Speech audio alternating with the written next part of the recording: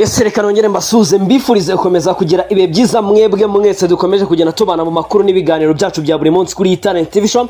Ndabasuje mbifuriza gukomeza kugubwa neza ndetse no kugira ibihe byiza ku byo muri gukora byose, ndetse nawe wahisemo gukanda subscribe kuri Talent TV Show. Ndagushimira cyane, uri intwari cyane ndetse uruwa gaciro hano. Niyo mpamvu tugomba kukubaha tukagwereza byinshi bitandukanye, by'umwihariko amakuru y'imikino abagezweho aka kanya muri rusange. Tugiye kurebera hamwe byinshi bitandukanye.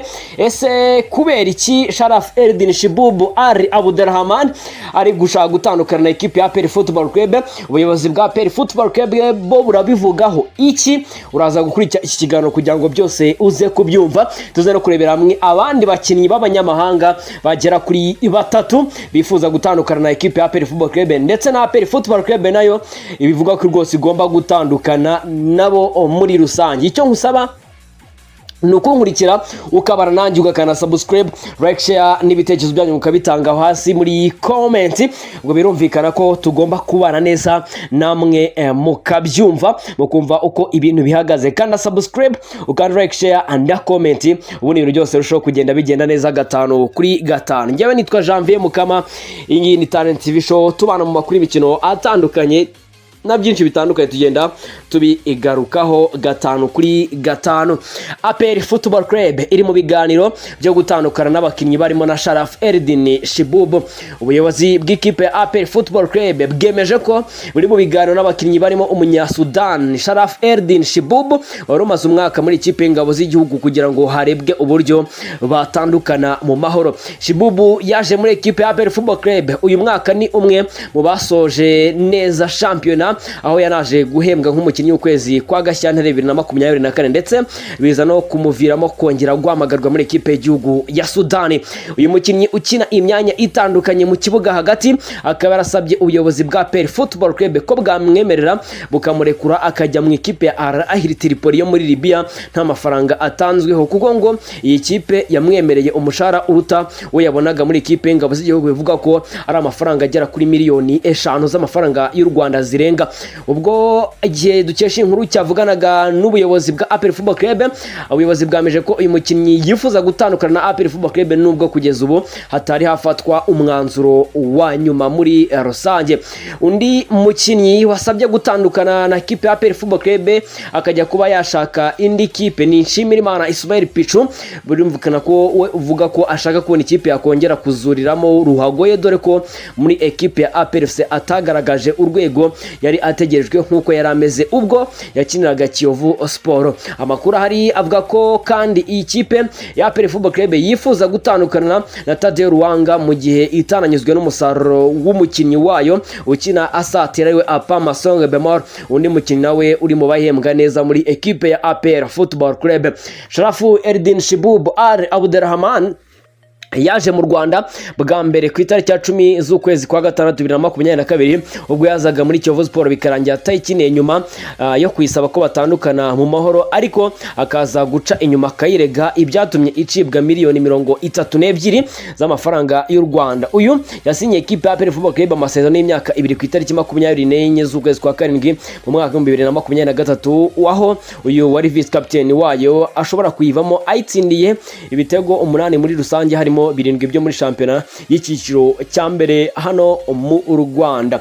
Tukiri kuri ayo makuru kandi no mu bindi bitandukanye, mbere ko tujya mu yandi makuru, munyemere tubanza tugaruke ku mpamvu ziri gutuma Sharaf Eldin Shibubu ashaka gutandukana na ekipe ya APR Football Club. Sharaf Eldin Shibubu Ali ukomoka mu gihugu cya Sudani ni umwe mu bakinnyi baguzwe na APR Football Club umwaka ushize w'imikino, ubwo yari garutse kuri gahunda yo gukinisha abakinnyi b'abanyamahanga. Uyu musore ukina nka nimero 10 cyangwa nimero 8, ndetse akaba yanakoreshwa nka rutahizamu, ni umwe mu bakinnyi babaye beza muri shampiyona y'u Rwanda iheruka. Uyu musore w'imyaka 30 y'amavuko arifuza gutandukana n'ikipe atari uko ayanze cyangwa se adakina, ahubwo kubera inyungu z'umuryango we akaba yifuza kujya gukina ahandi.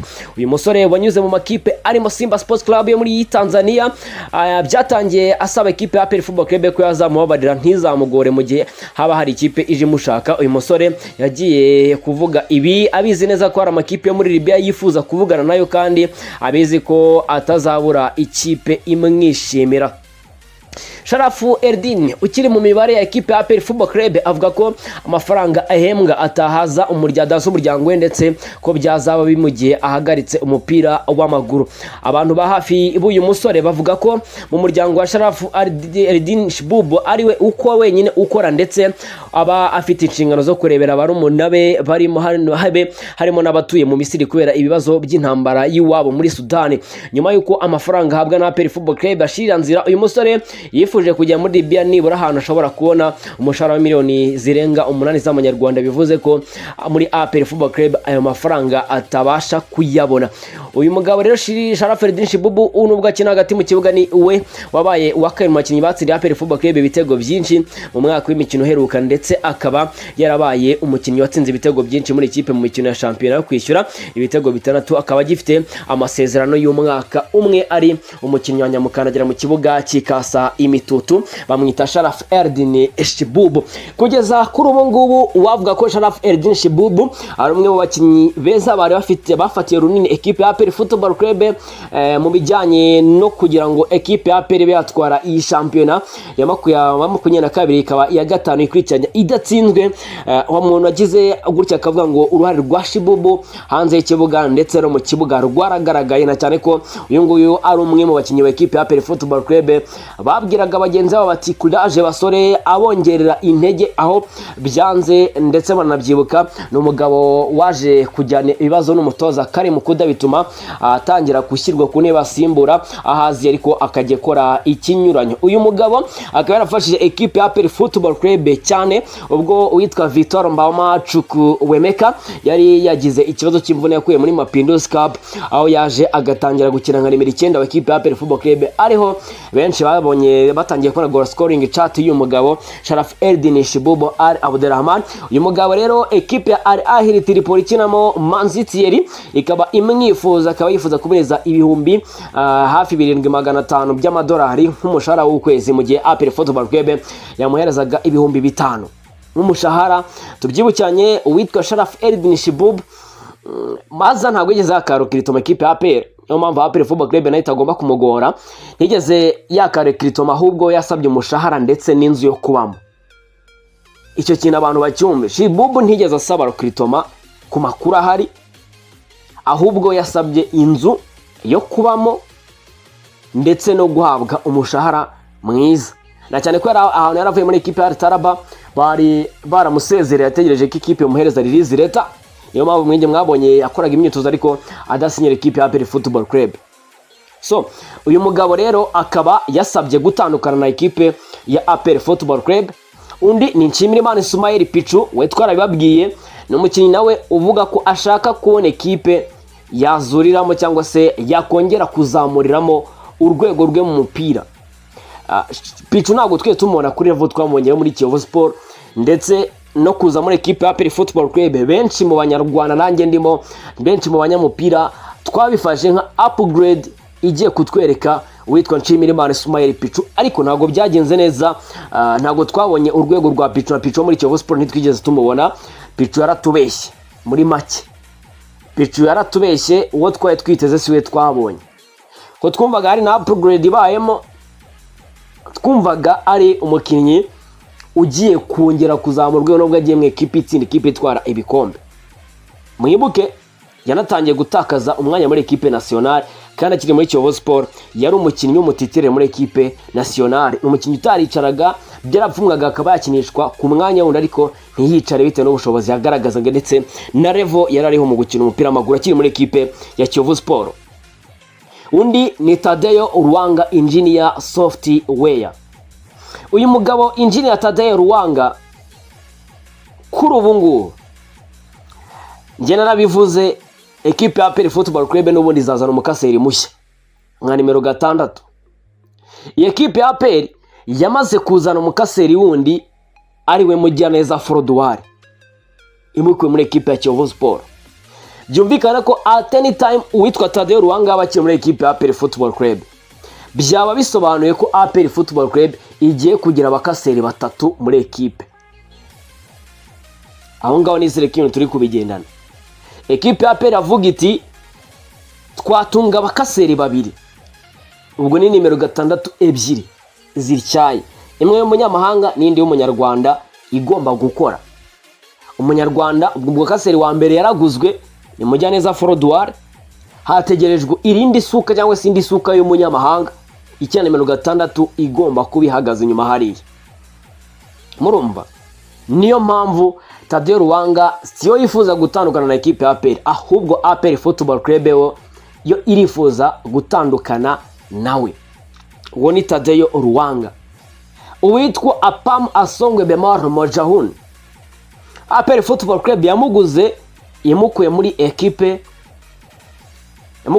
ekipe ya APGS yo muri Cameroon, nubwo yaramaze igihe kingana n'umwaka adakina bitewe n'imvune yari yaragize ari mu ekipe y'igihugu ya Chani. Abantu barabyibuka we na Benjamin baje muri ekipe y'igihugu baje muri ekipe ya APR Football Club bamaze kubona korapu muri ekipe y'igihugu ya Cameroon yatozwaga n'umutoza Rigobert Song. So Apam hari amahirwe nka 50 yo kuguma muri ekipe ya APR, hakaba hari n'andi mahirwe 50 yo kubatandukana na ekipe ya APR Football Club. Uyu mugabo we ubwo shampiyona ubwe yarangiraga, uyu mugabo yatangaje ko abakunze ba ekipe ya APR bitakunze ko abiyereka ndetse batanamubonye umwaka wa mbere yaraje muri Nyamukanagera mu kibuga cy'Ikasi Mitutu. Apam Asongwe Bemor avuga ko igihe kigeze ngo yereke abakunze ba ekipe ya APR Football Club ko ari umwe mu bakinnyi bakomeye. Ibi yabivuze ubwo shampiyona yari irangiye, akabasaba ubwo yabivuze ashaka ari nko kuvuga ati ubuyobozi bw'ikipe buretse kunyirukana, mbanze mbereke ibyo nshoboye, mbanze mbereke ko nshobora kugira ikintu mfasha ekipe yanjye ya ekipe ya APR Football Club. Ibyo ngibyo rero bikaba biganisha kuki ekipe ya APR n'ubundi zone d'attaque cyangwa se ligne d'attaque igomba kuba ifite abakinnyi bashya bagomba kuba umwe kina 7 undi kina 11 undi ataka 9, bagomba kuba ari bashya nta gihindutse. Inyuma yabo hari n'undi nimero 10 mushyashya. Shibub ahise yongera APR Football Club noneho kwagserera mu mibare yo kugira gute, yo kugura nimero 10 typique.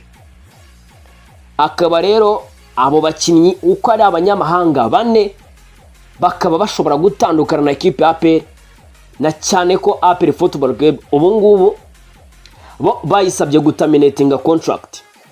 Ubwo ndavuga abo bakinnyi bo basabye APR Football Club ko basesa amasezerano. Bizafasha ekipe ya APR Football Club mu buryo bwo kwiyubaka. Uti gute? Iki kibazo kinarangiye tugivireho rimwe.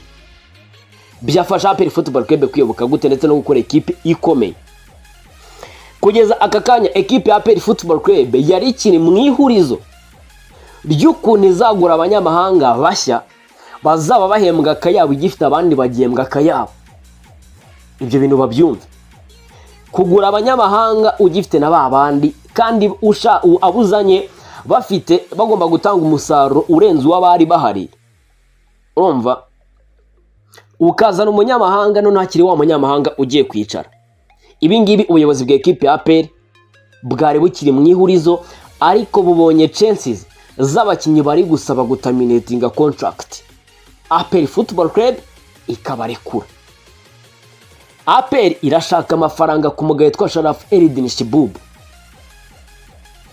Mem na clause iri hagati ya kontra witwa Victor Mbaoma. Abo bakinnyi bose abo bakinnyi bari gushaka kugenda bafite amasezerano, bari basinye amasezerano y'imyaka 2, bose basigaje amasezerano y'umwaka umwe muri ekipe ya APR. Pichu asiganya amasezerano y'umwaka umwe, Shibub asiganya amasezerano y'umwaka umwe, Tadeo asiganya amasezerano y'umwaka umwe, Pichu asigaranya amasezerano y'umwaka umwe. Ahangaha bisobanuye iki? Ekipe ishaka Sharaf Eldin Shibub igomba kuganira na ekipe ya APR, kuko chairman we bitangaje avuga ko n'ubundi Shibub yabagejeje icyifuzo cyuko yatandukana nayo, ariko APR Football Club nayo ikazabigiramo inyungu. Birumvikana n'ubundi ntago bashatse kuvuga ngo natwe turashaka amafaranga. Niba ashaka gutandukana natwe, ekipe nishyura amafaranga yishyure kontara y'umwaka umwe yarasigaranye. Abakinnyi bakora amakosa bakagenda bakadiringa bakavuga ko bari free, bakaza gusa amaririzi leta batakamba ngo amakipe abarekure bajye gushakira ahandi. Memo no kuri Pichu, APR yavuze ko ekipe izaza ishaka Nshimiyimana Ismael Pichu igomba gutanga amafaranga ikishyura umwaka umwe yarasigaranye. Memo no ku ikipe yaza yifuza Mboma, icyo gihe byavuzwe ikipe ya Simba Sports Club yari irimo iratekereza gusinyisha Victor Mboma umaze kwitwara neza muri Mapinduzi Cup. APR ivuga ko umuntu wese uzaza gushaka Victor Mboma atararangiza amasezerano ye igomba kwishyura miliyoni 270 z'amafaranga y'u Rwanda, ubwo ni 250 by'amadolari y'Amerika. Nuko byari bimeze nizo deal ziri hagati y'ekipe ya APR Football Club n'aba bakinnyi. So reka tugereza turebe niba kuko ekipe ya APR yemera gushyiramo imiyaga Shibu bakagendera ubuntu bagataminatinga contract, ndetse niba na Pichu aza kugenda cyangwa se Tadeo Ruwanga na Apama Song Bema bose bagenda bakava muri ekipe ya APR Football Club. Mukanya gato n'andi makuru, mukomeze mugire ibihe byiza, bibutsa gukana subscribe, kana like, share na comment, on byose byoshoboka kugenda bigera neza. Mukomeze mugire ibihe byiza, tuzigura amane makuru yacu ataha.